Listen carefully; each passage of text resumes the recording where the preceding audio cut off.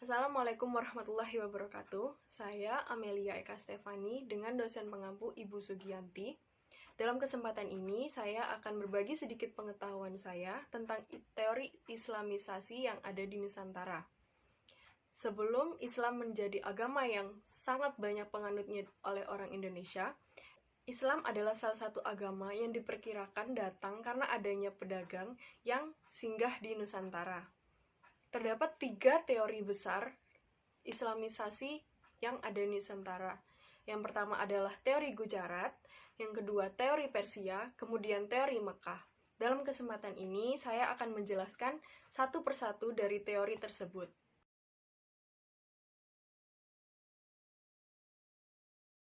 Teori ini berpendapat bahwa agama Islam dibawa pada abad ke-13 dan pembawanya berasal dari Gujarat, India. Teori ini memiliki 3 dasar teori. Yang pertama, kurangnya fakta yang menjelaskan peranan bangsa Arab dalam penyebaran Islam di Indonesia. Yang kedua, hubungan dagang antara Indonesia dan India telah lama melalui jalur Indonesia, Kambai, Timur Tengah, serta Eropa.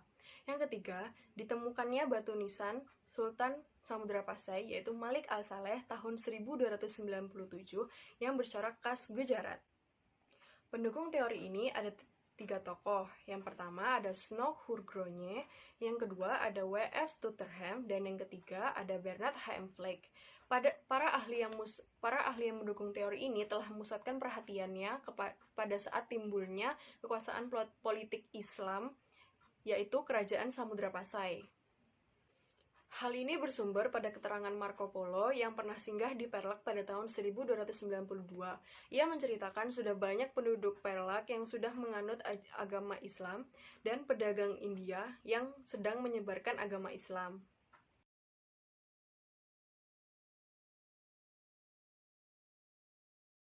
Teori Makkah merupakan teori sanggahan dari teori Gujarat atau teori yang sebelumnya.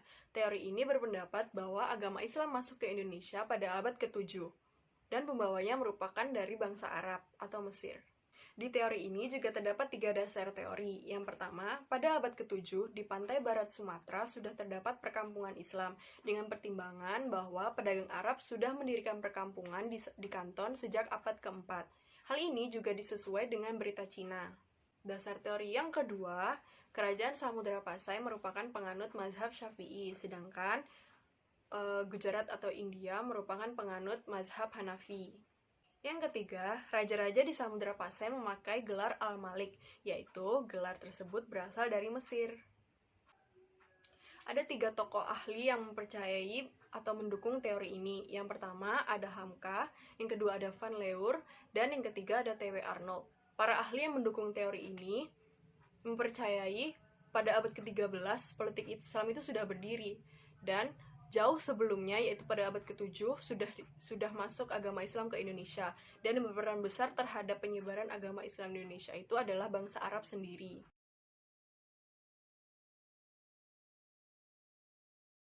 Teori ini berpendapat bahwa Islam masuk ke Indonesia pada abad ke-13 dan pembawanya adalah dari Persia atau Iran. Dasar teori ini adalah kesamaan budaya Persia dengan masyarakat Indonesia yang memiliki kesamaan seperti yang pertama, peringatan 10 Muharram atau Asyura atas meninggalnya cucu Nabi Muhammad yang sangat dijunjung oleh orang Iran. Di Pulau Jawa diperingati dengan pembuatan bubur syuro. Yang kedua, kesamaan sufi yang dianut oleh Sheikh Siti Jenar dengan sufi dari Iran, yaitu Al-Halaj.